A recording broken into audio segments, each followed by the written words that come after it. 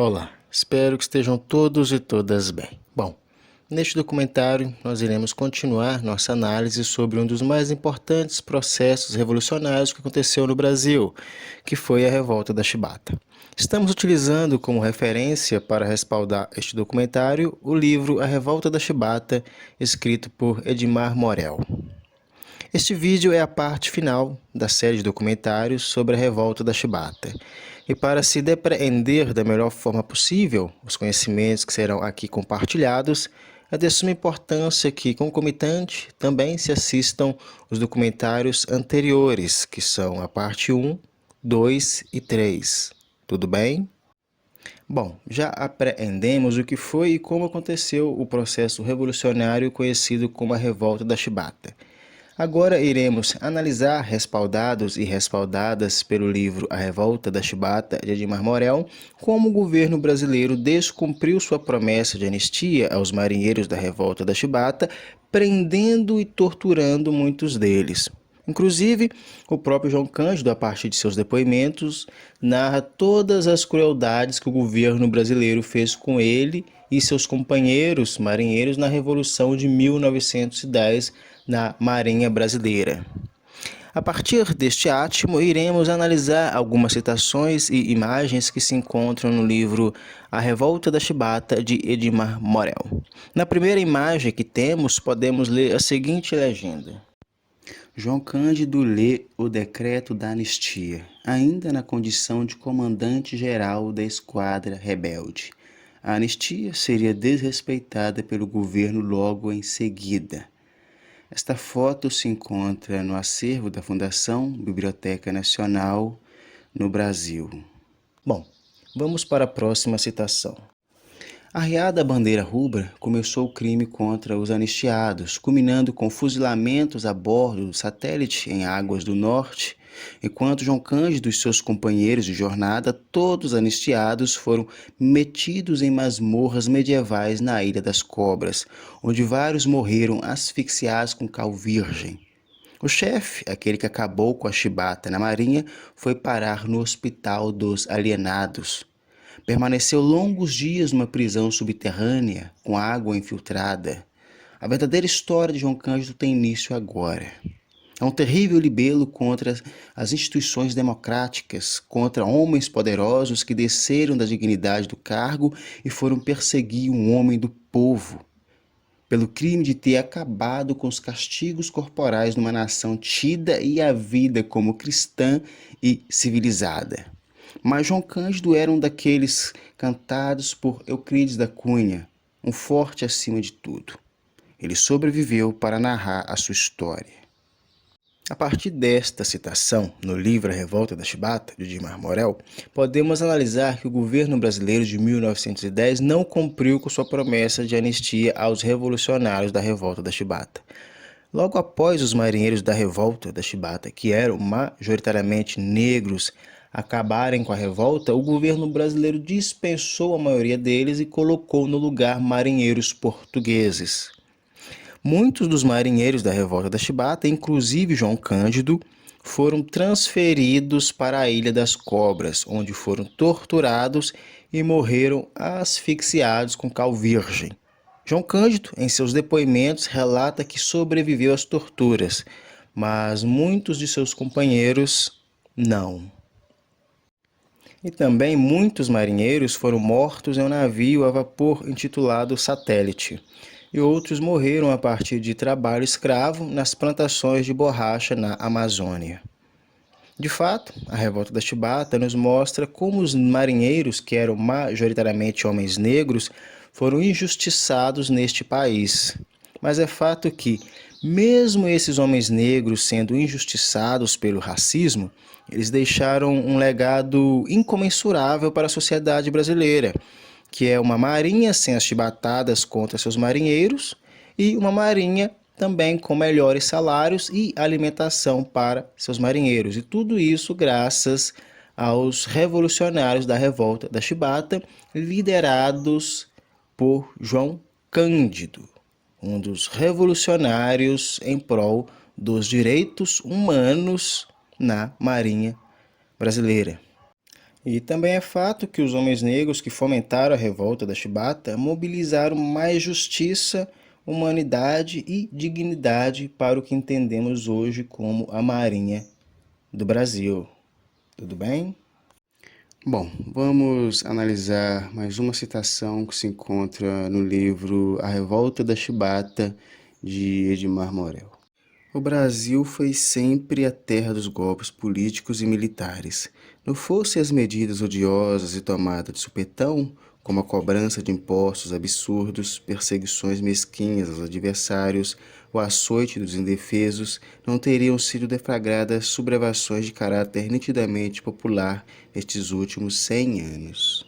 Bom, de acordo com Edmar Morel, no livro A Revolta da Chibata, o Brasil foi sempre a terra dos golpes políticos e militares, e se analisarmos a história, constataremos este fato.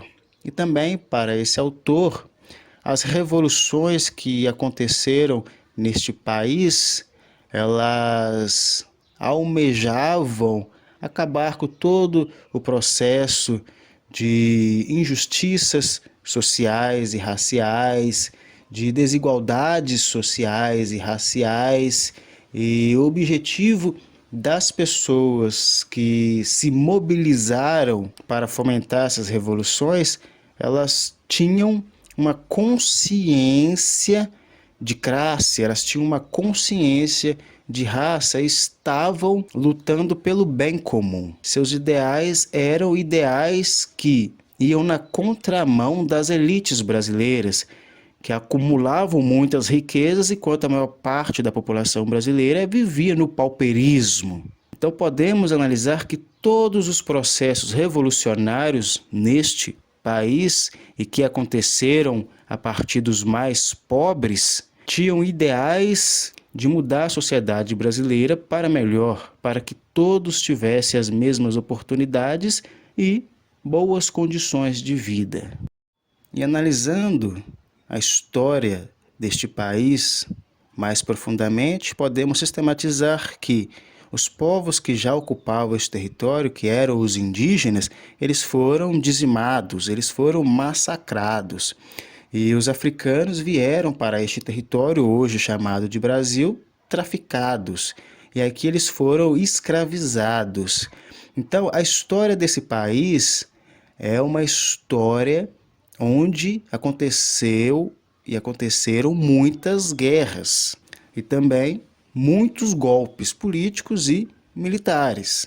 E quem mais sofreu com todos esses processos de golpes políticos e militares foram as populações mais excluídas da sociedade, que são os pobres e os negros. E desse modo podemos entender que a maior parte das revoluções que aconteceram a partir dos mais pobres, dos mais excluídos da sociedade brasileira, foram revoluções que almejavam mudanças sociais e raciais em prol de uma sociedade mais justa, igualitária e equânime. E a Revolta da Chibata é mais um exemplo de uma revolução que aconteceu a partir dos mais pobres e mais excluídos da sociedade. Então, podemos analisar que a Revolta da Chibata, ela foi uma revolução dentro da Marinha brasileira que aconteceu a partir dos mais excluídos dela, que eram os homens negros, e essa revolução ela reverberou toda a estrutura social brasileira. E temos muitos outros exemplos também de revoluções que aconteceram a partir da mobilização dos mais paupérrimos, dos mais excluídos da sociedade. E em próximos documentários iremos analisar essas sublevações, essas sedições. Tudo bem? Bom, vamos para a próxima citação. Ao anoitecer, o Minas Gerais captou o seguinte rádio: Senado votou anistia. Câmara votará amanhã.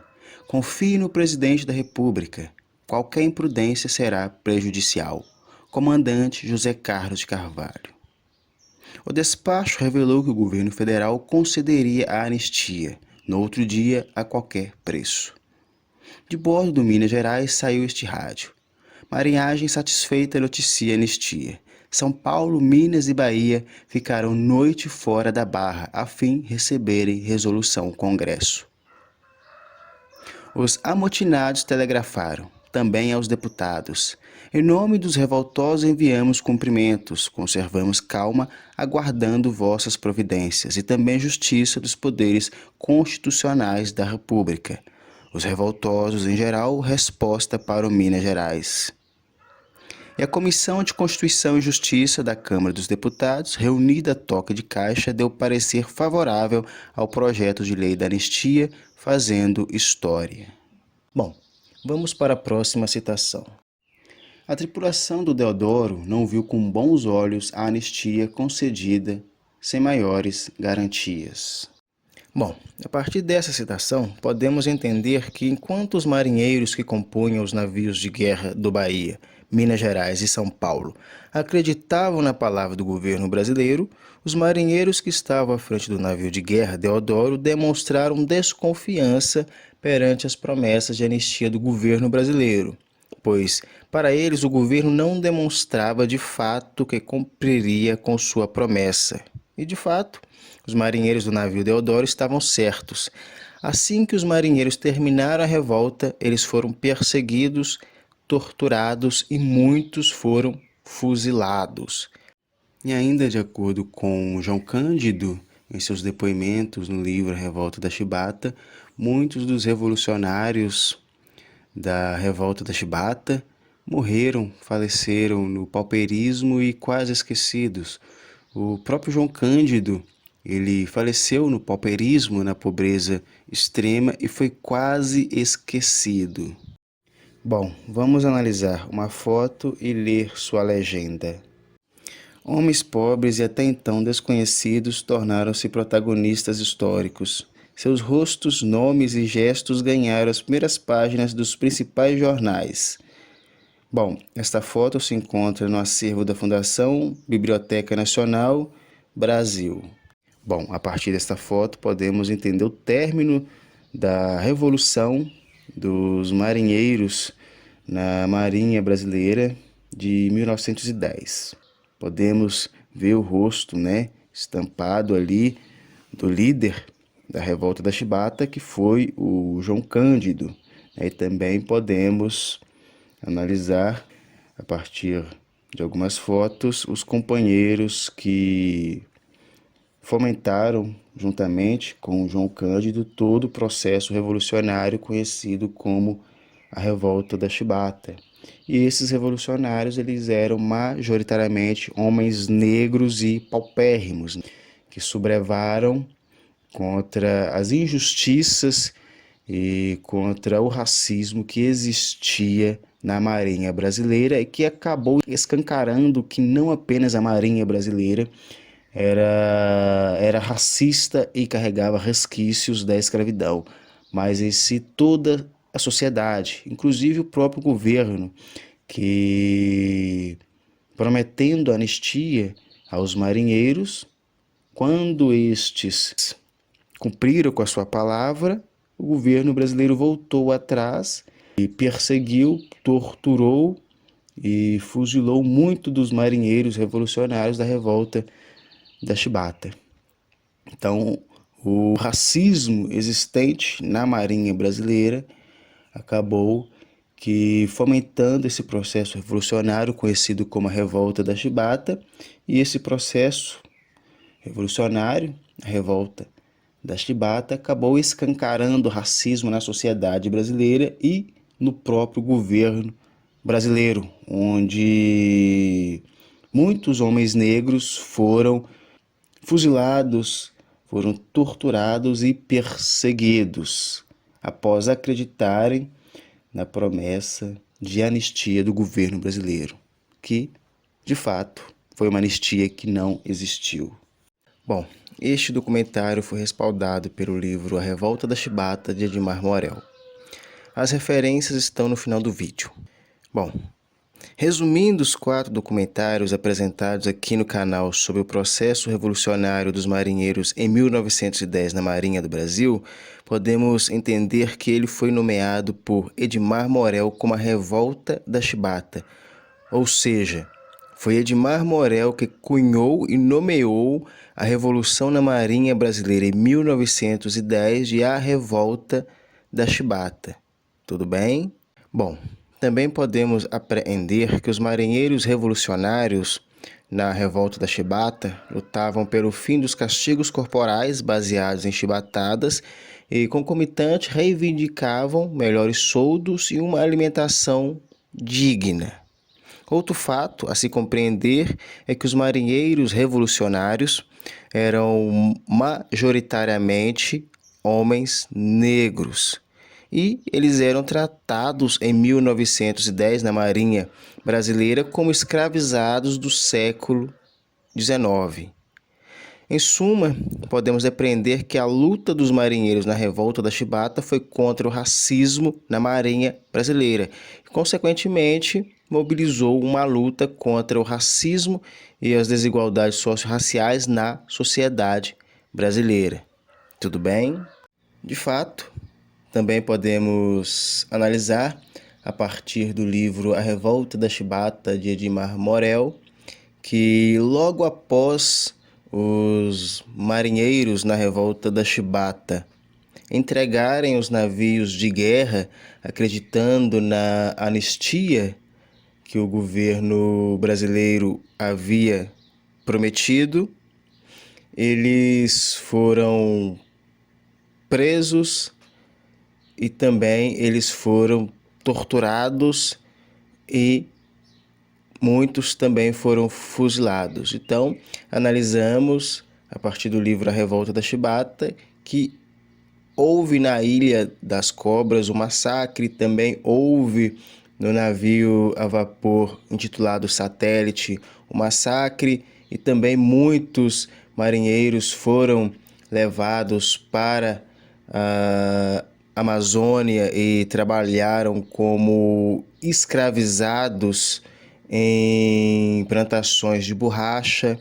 Então, desse modo, a falsa promessa de anistia do governo brasileiro aos marinheiros na Revolta da Chibata é um fato importantíssimo que está concatenado a esta realidade que aconteceu na Marinha Brasileira em 1910. Tornar-se-á sine qua non analisar que a Revolta da Chibata foi liderada pelo revolucionário João Cândido. Ele foi um importante homem negro na luta contra o racismo e o crassismo no Brasil. E lembrar dele é valorizar todos os sacrifícios que ele fez pelos mais necessitados e excluídos da sociedade brasileira. Tudo bem? Bom, aqui terminamos nosso documentário sobre a Revolta da Chibata. Reitero que é sine qua non que, concomitante, também se assistam os documentários anteriores para se depreender da melhor forma possível os conhecimentos apresentados neste documentário, parte final. Tudo bem? E, de fato, quem quiser aprofundar ainda mais seus conhecimentos sobre a Revolta da Chibata, recomendo que leia o livro utilizado aqui como referência. E o título é A Revolta da Chibata e o autor é Edmar Morel. As referências se encontram no final do vídeo. Tudo bem? Bom, agradeço a atenção, espero que fiquem todos e todas bem.